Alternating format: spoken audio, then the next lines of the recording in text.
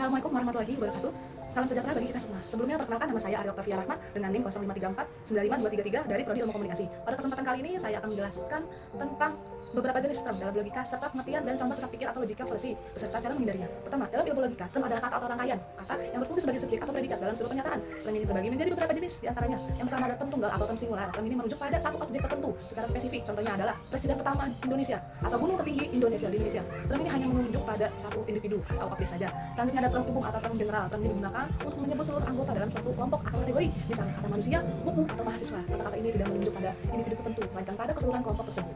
Selanjutnya ada term kolektif. Term kolektif adalah istilah yang menunjukkan suatu kelompok atau himpunan sebagai satu kesatuan, bukan sebagai individu-individu di dalamnya. Contohnya adalah keluarga, panitia, atau angkatan bersenjata. Istilah ini mewakili keseluruhan kelompok, bukan anggota perorangan. Selanjutnya saya akan menjelaskan tentang sesat pikir atau logical fallacy. Logical fallacy adalah kesalahan dalam penalaran yang membuat suatu argumen tampak benar, padahal sebenarnya salah secara logika. Beberapa contoh sesat pikir yang sering dijumpai ada antara lain. Yang pertama ada ad hominem. Misalkan ini terjadi ketika seseorang menyerang karakter atau pribadi lawan bicara, bukan argumennya. Misalnya, kamu tidak pantas membahas diet karena kamu sendiri gemuk di sini. Yang diserang adalah pribadi, bukan isi argumen. Ya. Selanjutnya ada argumentum atau bengawon. Adalah kesalahan ketika seseorang menganggap suatu pernyataan benar hanya karena banyak orang yang mempercayainya. Contohnya, tidak masalah tidak memakai helm, toh semua orang juga tidak memakainya. Padahal kebenaran tidak ditentukan oleh jumlah orang yang melakukannya.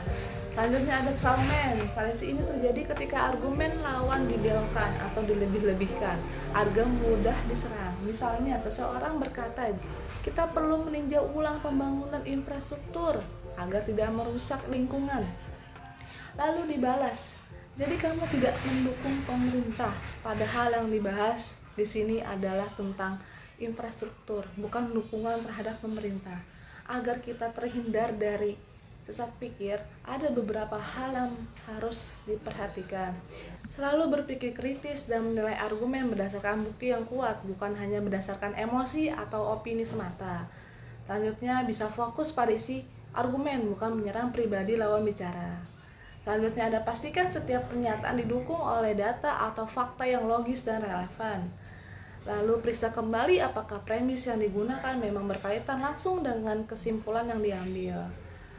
Dan jangan mudah terpengaruh oleh pendapat mayoritas tanpa melakukan analisis yang mendalam.